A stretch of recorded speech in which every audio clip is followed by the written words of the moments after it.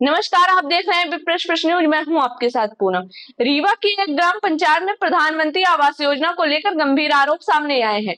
ग्रामीणों का कहना है कि जरूरतमंदों को छोड़कर सरपंच ने अपने ही परिवार के लोगों का नाम लाभार्थी सूची में शामिल करा दिया। अब ग्रामीणों ने कलेक्टर से मामले की शिकायत कर जांच की मांग की है। रीवा जिले के करहिया नंबर 2 ग्राम पंचायत में से प्रधानमंत्री आवास योजना में कथित अनियमितता का मामला सामने आया है।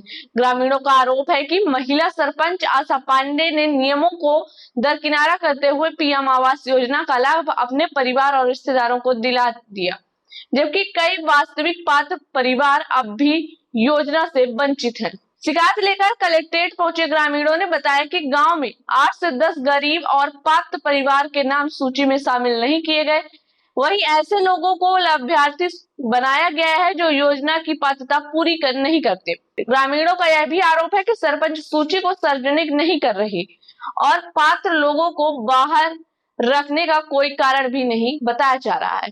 उनका कहना है कि सरपंच और पंचायत सचिव की मिलीभगत से मनमाने तरीके से लाभार्थी का चयन किया गया। ग्रामीणों ने कलेक्टर से पूरे मामले की निष्पक्ष जांच और दोषियों के खिलाफ कार्रवाई और पात्र हितग्राहियों को योजना का लाभ दिलाने की मांग की है। कलेक्ट्रेट आए हैं, आप लोग क्या समस्या लेकर आए हैं? भाई साहब, दरअसल क्या है कि हम हमारा गृह ग्राम जो है करहिया नंबर 2 ग्राम पंचायत से हम लोग सभी गांव के ही हैं, जितने भी लोग आए हुए हैं। दरअसल क्या है कि हमारे गांव के जो सरपंच साहब हैं, सरपंच पति कह सकते हैं आप उनको, तो उनके माध्यम से जो भी लिस्ट बनाई गई है पीएम आवास की, तो हम लोग के हिसाब से देखा जाए तो वो गलत पूरी तरह से बनाई गई है।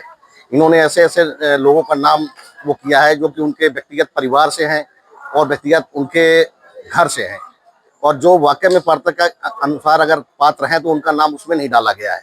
और ग्राम पंचायत में जो ग्राम सभा लगनी चाहिए जिसके माध्यम से सबका नाम सबका समझ आना चाहिए, तो उस ग्राम सभा के अनुसार उसमें लिस्ट बनाई ही नहीं गई है। हमें लगता है कि वो लिस्ट सिर्फ अपने घर में और जो भी व्यक्तिगत रूप से जो भी सचिव हाँ सब आपस में मतलब साठ गांठ सोच समझ करके उसको बनाई गई है। और वो हम लोग बहुत तरकीब लगा के ये लिस्ट जानने की कोशिश की, अभी तक हम लोग के हाथ में वो लिस्ट आई नहीं है।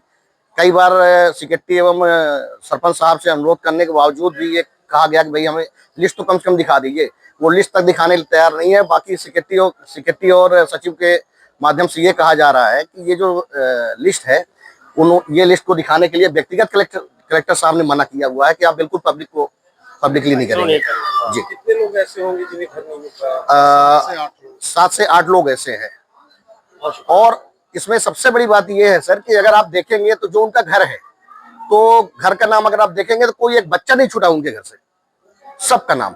फिर आप मतलब सेकंड लेवल में आप जाइए उनका परिवार, तो उनके परिवार में कोई एक व्यक्ति नहीं छोड़ा गया है जिनका नाम ना हो।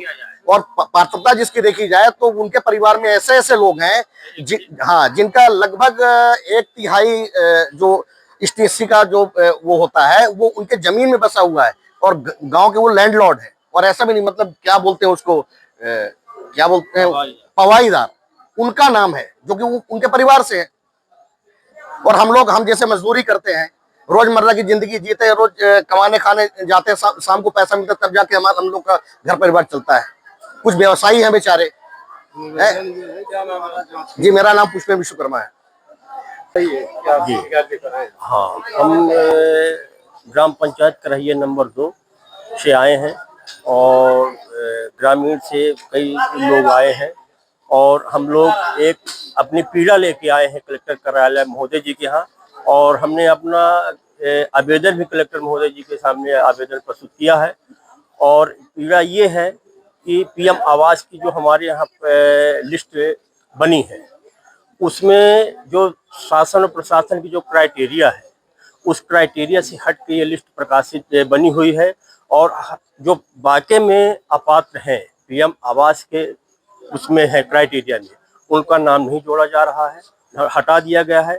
जो व्यक्तिगत लोगों से संपर्क में है, व्यक्तिगत जुड़े हैं, उनका नाम है, उनका ये नहीं देखा जा रहा है कि ये बाकी पात्र है कि नहीं है।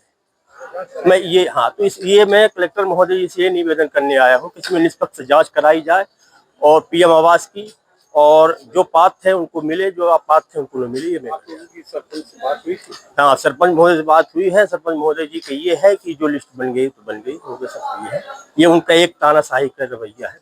वो ये बोले हैं कि अब दोबारा मेरे को आना नहीं है। ना